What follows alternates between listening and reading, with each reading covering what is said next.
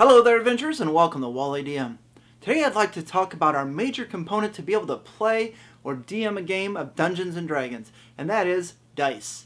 Now, I'd like to go over each die individually, talk about a little bit of the history of the dice. I definitely would like to talk about the D100 or the percentile die, and that's how you get a result between 1 and 100. We're going to talk about MTG Spindown dice, and I'm going to show you a lot of the dice that I have in my collection. And at the very end of the video, or maybe somewhere in between, we're going to do a giveaway. So make sure you stay tuned for that. We're going to give away at least 3 sets of dice, and we're going to talk about dice for the next however long it takes. So here we go. This is the history of Dungeons & Dragons dice.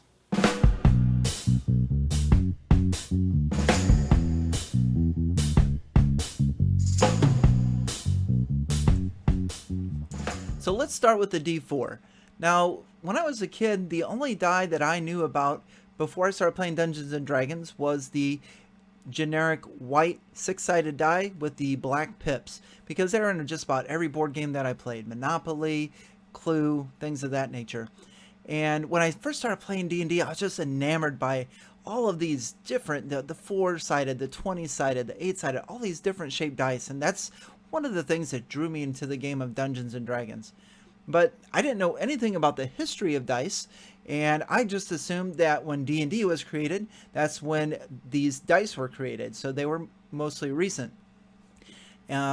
Recently, I found out that they are old, and in fact, I didn't know how old until I started to do a little bit more research for this video. And there is a website that I'm on right now called awesomedice.com, and I will link this article down in the notes below, but they have a very nice graphic of the history of dice. And believe it or not, the D4 is arguably the oldest die in our D&D set. So the 4-sided is almost 5,000 years old, as a set of these were found in ancient Turkey along with other game pieces.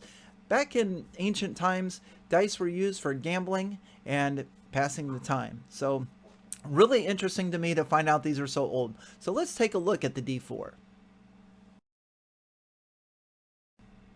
So here's a handful of D4s, and if you've ever played a wizard or a magic user, then you are probably very familiar with the D4. It's probably one of the most important dice in a wizard set, aside from the D20, of course. But back in the AD&D days, a magic user would only roll a D4 for hit points, so they were extremely squishy back then. In addition to that, usually a magic user could only use a dagger for a weapon, and a dagger does a D4 of damage. So any kind of melee combat that a magic user would be involved in, or even a wizard nowadays, because still a dagger is a primary choice or option for a wizard or warlock or sorcerer, things like that, arcane spellcasters. But a D4 is the damage that a dagger would cause. So in melee combat, especially in the beginning times or whatever else, a wizard would have a D4 at his or her disposal. And then finally, for a magic user or a wizard, if we take one of these away, there is a first level spell called Magic Missile. And a Magic Missile, when cast, always hits. And there are 3 missiles starting at first level. You get more missiles if you cast it with a higher spell slot in 5th edition. But you get 3 missiles, and you roll a D4 for each missile and add 1. And this is how you read a D4. So in this case, our magic user's 3 magic missiles, we score a 4 here, add 1 is a 5, a 1 here, add 2 is a 2, and a 3 here, add 1 is a 4. And if you see the way that we're reading those, we just take the top number of the D4, and that is what we got. Because as you can see, on this one, which is the 4, the top of the pyramid are all 4s. Now, I'll have to admit, when I very first seen a D4 with the number at the top of the pyramid, that's a little bit strange to me. Because when I very first started playing D&D, they looked a little bit like this. So here are 2 of my dice from the old days, and as you can see, there's no number at the top of the pyramid. In fact, the way to read these is to look at the bottom of the pyramid. So in this case, we've got the 1 at the bottom. And in this case over here, the 4 is at the bottom. So to me, it's just really interesting to see the contrasts in dice. So as you can see over here, both of these 4-sided dice have a result of 2, and both of these over here have a result of 4. Now the last thing I'd like to say about the D4 is it is the most dangerous dice to have around. What do I mean by that? Well, if you've ever lost a D4 and walking barefoot through the house and find it, it's like a caltrops and it hurts like a son of a gun. So be sure not to let your D4s get lost on the floor where somebody can step on them. So let's move on to the D6. And the D6 is pretty much just as old as the D4 and used a lot in gambling and games in ancient Egypt, China, Rome, things of that nature. So these dice are anywhere from 3,000 to 5,000 years old. And if you look at the picture on the screen here, these are an example of some ancient dice from Egypt. And again, I will put the link to where I found this picture and the article that it goes with in the description below. But this is probably the most popular die, is the 6-sided cube die with dots, or called pips. So let's take a look at a few D6s for D&D. Now, prior to Dungeons & Dragons, this is what I've always known as dice to be. In fact, usually set in sets of 2 if I was playing a game like Monopoly, or in a set of 5 if we're playing Yahtzee. But these 6-sided white dice with black pips is all I knew prior to 1984. After 1984, however, I was introduced to dice that look like this. So when you purchase a set of Dungeons & Dragons dice, you're going to get ones that look like these. They actually have the numbers written on them instead of the pips. Now when I first started playing 30-some years ago, these were a little strange for me as opposed to the pip dice that I've always used in board games and things of that nature. But nowadays, I wouldn't even touch or use a pip die in a D&D game. I really like the number ones. I think it gives it a D&D feel. And these things here, I don't use them for D&D. I'll use them for Magic the Gathering, board games, Yahtzee, stuff like that. But for my D&D games, we go with the ones with the numerals on it. Now the D6 is used quite a bit in D&D, but one of the most gratifying ways to use them is to have 6 of them at a time, and as an arcane spellcaster, casting Fireball. But that's all I pretty much have to say about the D6, so let's move on. Let's take a look at the D8. So here we have the D8, and it is used quite a bit in D&D for hit dice and hit points to weapon damage and things of that nature. It's a frequently used die, but I don't really have a lot of information on it as far as history or anything special about it. They're just 8-sided die. But if you have something cool that you'd like to say about this one, then please leave a comment below. Until then, let's move on to the next. So it's time to move on to the D10, and this is probably the most controversial die in our set of Dungeons & Dragons dice. Now as you can see here, they're numbered 1 through 0, so the 0, when using a D10 for like an attack roll or for hit points, a 0 would actually be a 10. Now most die will even be kind enough to put an underline on the 6 and the 9 so that we know for sure what we're rolling. And it seems like everything is pretty easy up to this point, right? Well, now I'm going to introduce the percentile die. While our D10 die is pretty straightforward, sometimes we're asked to roll a D100 or a D percentile. And this is where a lot of debate comes on how to interpret a percentile or a D100 roll. But as you can see here, we actually have a special die called a percentile die, and it actually has all 10 numbers on there, and it's got a 00 as well. And what we do to roll for percentile is roll these two together, and we take the one with the 2 numbers on it, so the percentile, so that's 50, and an 8.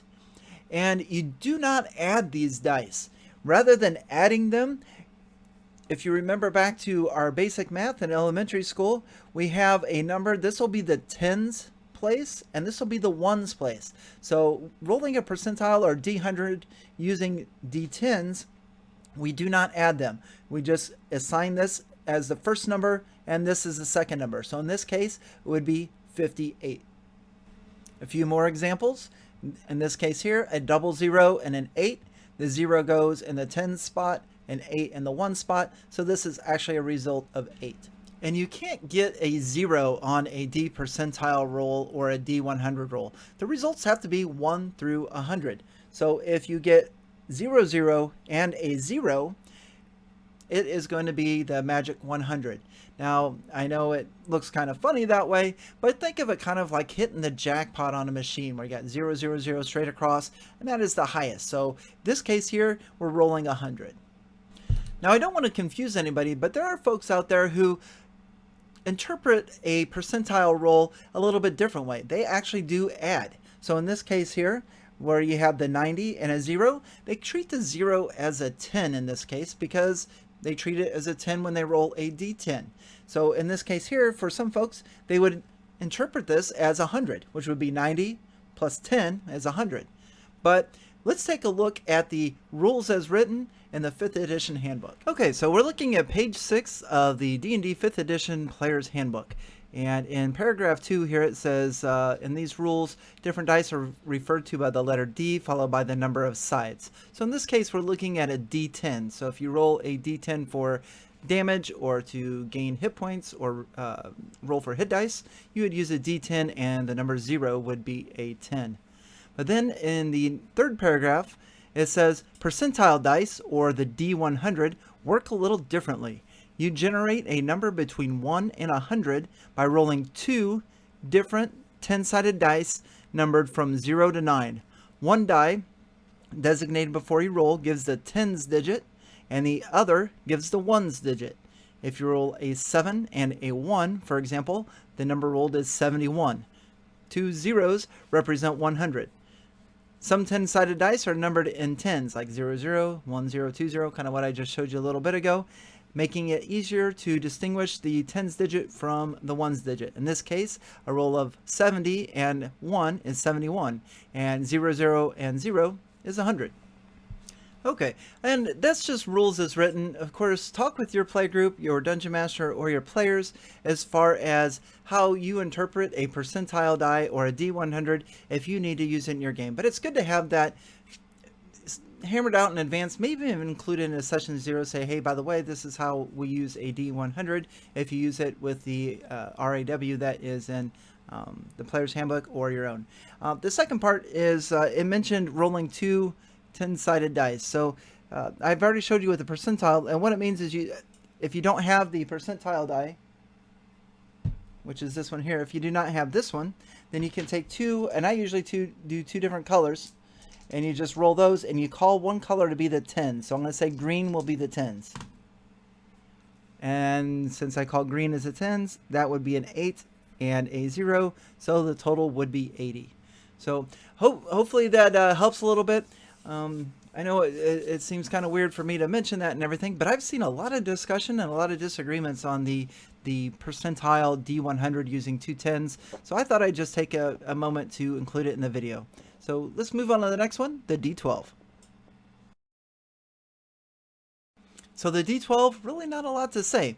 Very similar to the D8. It's there, it's got a few uses, but I would probably venture a guess that it's probably the least used die in our D&D dice set.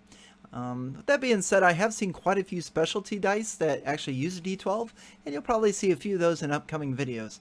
So let's move on to the next die, and that will be the D20. So a little bit of history of the D20. Again, when I first started playing D&D, that's the first time I'd ever seen one. Of course, you know, I was probably about 12 years old, but still, I had never heard of the D20 before then. And even after I started learning the game, I still thought that these dice were recent. I did not realize that they were so old and in so many ancient cultures. But if you look at the picture, this one here, this one was found, I believe, not too long ago, and it is from ancient Egypt, and they have dated this back to 300 BC. So this is over 2,000 years old. So there were even nerds way back then in ancient Egypt times. So that's pretty darn cool. And here's another article. This is probably the second oldest D20 ever found, 2nd century. So probably what, another 1,800 years ago. And this one was used by the ancient Romans. And according to the article here that I found, this is about a 10-year-old article, and this glass D20 was sold for almost $18,000. So more nerds in ancient Rome. So we've been around for a very long time. Really cool on the history of the D20. And then one other cool thing I found out about the D20 is it actually appears in a toy that I had when I was a kid, and a lot of you have seen this toy before, and I never realized it before, and that is this thing right here. Does this look familiar to you? Well, let me put it in its shell. Yep, you may have guessed it. It's the Magic 8 Ball. So this fortune-telling device slash toy from the 1950s actually used a D20 at its core. So when you shook up the Magic 8 Ball and asked it a question and it revealed an answer, that was 1 out of 20. So Magic 8 Ball, D20. Some of you may have already knew that. I just found out. Pretty cool. Now the D20 is the heart and soul of Dungeons and Dragons. Well, at least as far as dice go. We use it for everything. We roll to attack, we make saving throws, we do ability checks. So it's really important that our D20s are balanced. And I'll include in the description below a really good video from the How to D&D channel as far as how to check the balance of your D20. Because believe it or not, some of them do become unbalanced, or you receive them and they're unbalanced. Take a look at this picture here. So on the right is a balanced D20, and as you can see, like the sharp edges over here, and then take a look at this orange one over here. Look how it's flat right over here on top of the 11. This thing is super lopsided. So as you can see, it just kind of rounds down and everything. So watch it if I roll. Now that is a messed up D20, and I received it that way. It was just a thing of dice that I bought, and it is lopsided, and this is just going to give false roll after false roll. So as far as D20s go, you want to make sure that they're balanced, and buy some really good ones if you need to. Okay, so next up is the Spindown die. Now these were brought out for Magic the Gathering, and I believe probably within the last 10 years or so. And what they're designed to do, and I have one here on the left. So on the right hand side is a regular Dungeons and Dragons 20-sided die. And on the left hand side is a Magic the Gathering Spindown die. And they can be they usually have a sign right here, as the 20 is usually the set symbol for what they came out of. So this is a rather new one that I picked up. This is from the Dominaria set of Magic the Gathering. And the thing about a Spindown die is they're designed because in Magic the Gathering, your life total is going to tick down from 20 down to 0, which is the way to win the game. So on a 20, if you start at 20 life, and let's say you need to go to 19 and you're using a regular D20, then you need to spin this around until you find the 19. But now on a Spindown die, it's right there. So we start at 20, and we can just rotate to 19, 18, 17, 16, 15, and so on. All the numbers on a Spindown die are sequential to make it easier to keep track of your life total, as opposed to a Dungeons and Dragons dice where the numbers are all randomized, not really randomized, but more spread out evenly. So you could hit this 19, but you could hit a 3, a 9, a 13, anything like that. So it makes it a little bit more fair, in my opinion, honestly, as far as rolls go. Now, there is a lot of discussion out there that the Spindown die is weighted, and even if it's not, you've still got all the high numbers on one side and all the low numbers on the other side. So a lot of DMs don't allow the Spindown die in their game. And if you want to use a Spindown die in your game, make sure you ask your Dungeon Master before you bring it along. Me, in my personal opinion, I don't like them. I would rather my players use the D&D style D20. It's been around longer, and I want them to use D&D dice with their game. And if they don't have a D20, then I'm going to buy them a set of dice. And I'm probably going to do that anyway. Usually I do for all my in real life players. I'll usually buy them a set of dice anyway.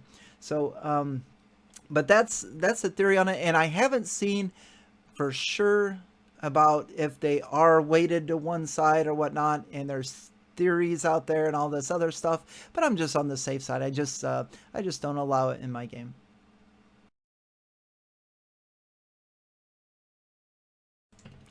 Now let's go through a few other dice that I have, and let's have some fun.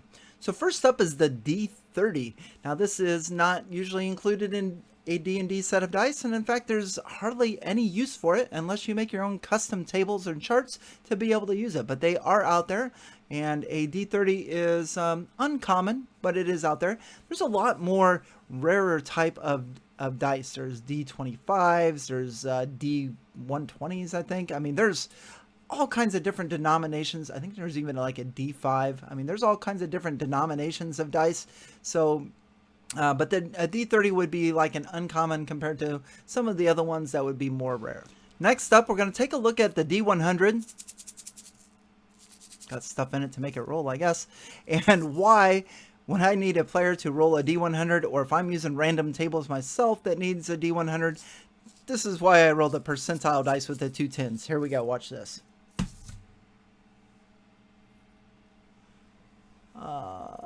59 maybe? Man, I am not sure. What the heck is that? Let me roll it again. Is that a cocked die? No? Is it a 76? What the heck is that? Let me try one more time.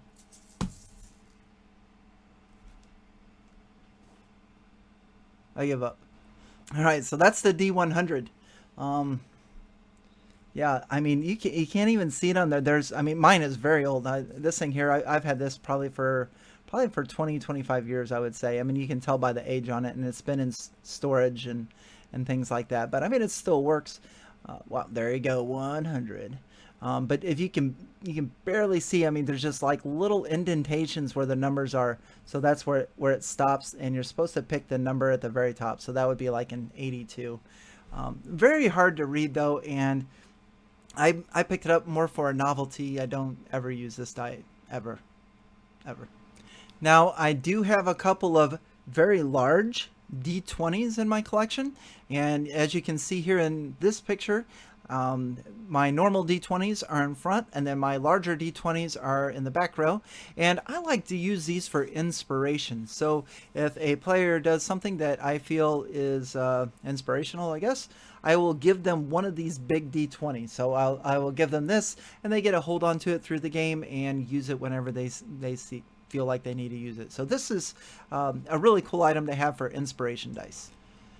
Now, we had talked about percentile dice a little bit earlier, and this is kind of a weird one that I'm not used to seeing. Most of my percentile dice have the numbers like this here, 0, 0, facing that way. So 0, 0, 20, 80, things like that. But this one here has them facing in a different direction. So I'm just really not used to seeing that, but I guess they do exist out there. And I've got one in my collection, but honestly, I don't like it and I don't use them. So, well, there is that. Okay, so let's take a look at a few more of my dice collection here.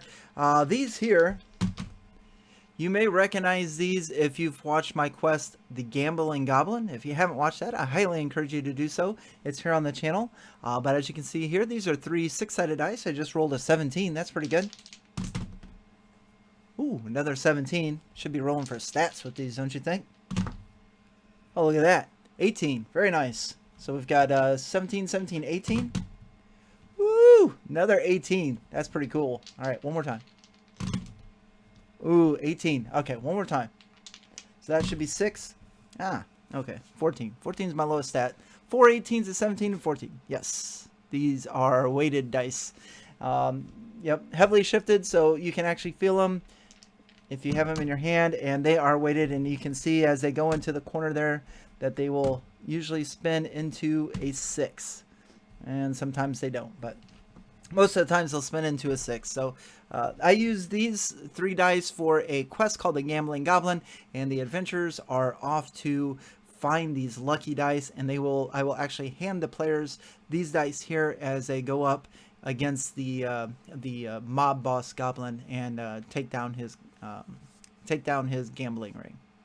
So be sure to check out that quest video if you haven't already. Couple interesting 6-siders in my collection. I've got this one from a board game. It is open. It has the word open on every cube except for one. It's got locked. So sometimes if a if they are opening doors, maybe I'll just roll to see if it's if they're easy, can go through it easily, or maybe if it comes up locked, then it's either jammed or it is locked and needs to be picked, or maybe it is trapped. So that's a cool little cube. This is another cube that I have. This is a Planechase cube. This is a Magic the Gathering die. So it's got a Planeswalker icon there and a Chaos Orb there. And sometimes I may roll this for traps or for a random encounter or things of that nature. So all kinds of different things you can do with this one. It's blank on 4 sides, but it has the 2 icons. So that's fun. I have a couple of D12s that have pips on them, and you may have seen these before. We've actually did a giveaway on these. These are D6s, but they're on a D12 die. So as you can see here, they only go 1 through 6, and they are pipped. So there's 2 5s, 2 4s, 2 3s, 2 2s, and so on. So if you want to impress your friends, get yourself a set of these, and you can roll 2 D6 using D12 dice. Now these next set of dice are almost 30 years old now, and they are in this old leather bag here. As you can tell, this kind of torn up, and these have a story behind them, and they actually come with an instruction booklet that we can use. And they are poker dice, and they are 8-sided dice that have poker faces or poker cards on them, playing cards. I think it goes down to a 5. And so the way that you play this is you get, similar to Yahtzee, you roll the dice, you pick 3. So like here, I would keep the 5, 6, and 7 of clubs. I don't remember what that was. So I'm going to keep the 5, 6, and 7 of clubs, and then I can re-roll these other 2 dice, and I get 3 rolls. So on my next roll, I get looks like a King of Spades and a 9 of Hearts. I don't like either one of those. And then I get an 8 of Clubs and a 6 of Diamonds. So I end up with a pair of 6s. That's fun. Let's do it again.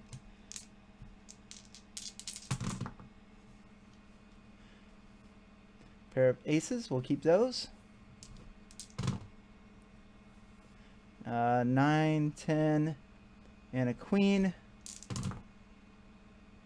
and king, 7, 5. So I'm not very good at this game. Pair of aces on there.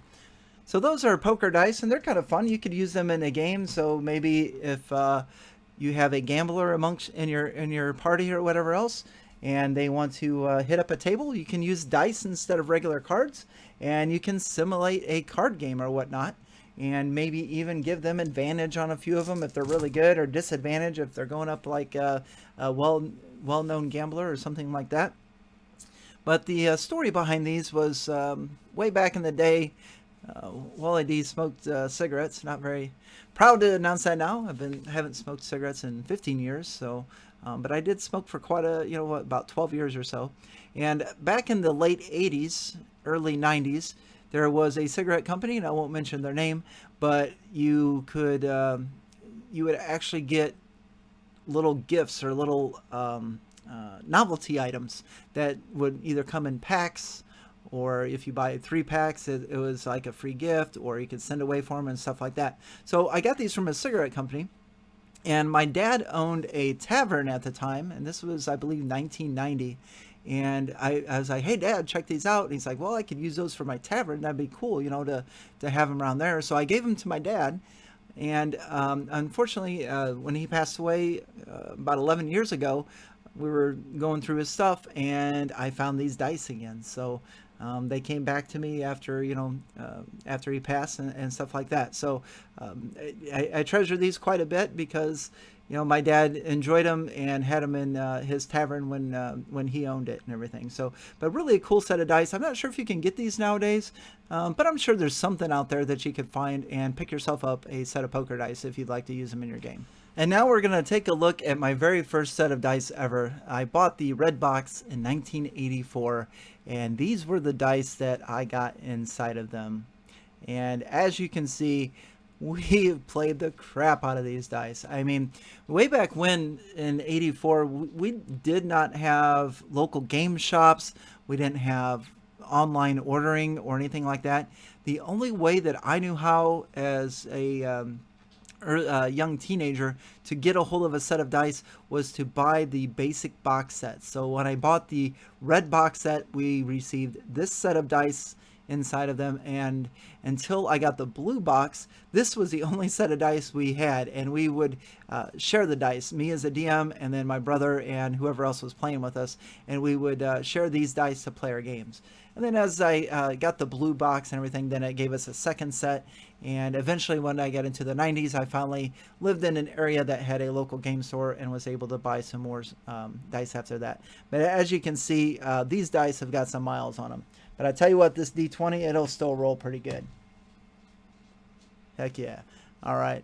Now I'm going to show you something really cool, because way back when, the color in the dice where this is all filled in with white, they didn't do that for you back then. When you bought the basic set, you'd get this dice here, and you'd get a crayon, and you'd have to color it in. In fact, I'll show you how we had to do it. Here, give me just a sec. Okay, so this die is going to serve us two purposes. Number one, the crayon inside of it has pretty much all but disappeared. Number two, I thought I would show you because it's actually kind of cool that if you can see that, I'm not sure if you can see that or not, it didn't have a 13 on it. It had a +3. Like this is a 0. That's actually a 10. And let's see if I can find that 20. There you go. A 20 was a +0. Now let me fill this in real quick so we can see what it looks like.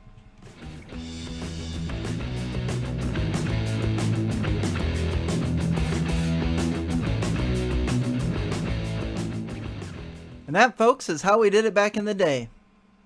Had to fill them in ourselves. Grab a white crayon and color in our numbers. So there you go. There's a D20. So that's all I have for you today, and I hope you had fun with this. I mean, I had a great time showing off a few of the pieces that I have in my collection, and I've actually just started collecting, so I've got a long ways to go, and I want to grab a bunch of different specialty dice, and when I start picking them up, I'm always going to pick up an extra set, and we're going to have some giveaways on this channel. So with that being said, let's do a giveaway. I actually have, I think, at least 3 bags of 7-set dice for you. So 3 sets of dice will be going out to people, and all you have to do is, number 1, be a subscriber to the channel, and number 2, just tell me something about dice that you enjoy or that you have, or anything that you want in the comment section below. So be a subscriber, leave a comment about dice, and probably give it about a week or so, and I will do a random drawing for at least 3 lucky winners, and we'll see where it goes from there, and then we'll get some dice mailed out and have some fun. So that's all I have for you today. I hope you enjoyed the history of dice. I hope if you had any questions about rolling percentile dice that I was able to answer those for you. And if you had any question about Spindown dice, I hope I was able to answer that for you as well. And I hope you enjoyed a few of the dice that I have that are a little bit unique to me. So make sure to subscribe, comment, like, and share with your friends. Don't forget to join the Discord channel if you'd like to chat with me and see what videos that I have coming up soon. Follow me on Twitter. And as always, on to the next.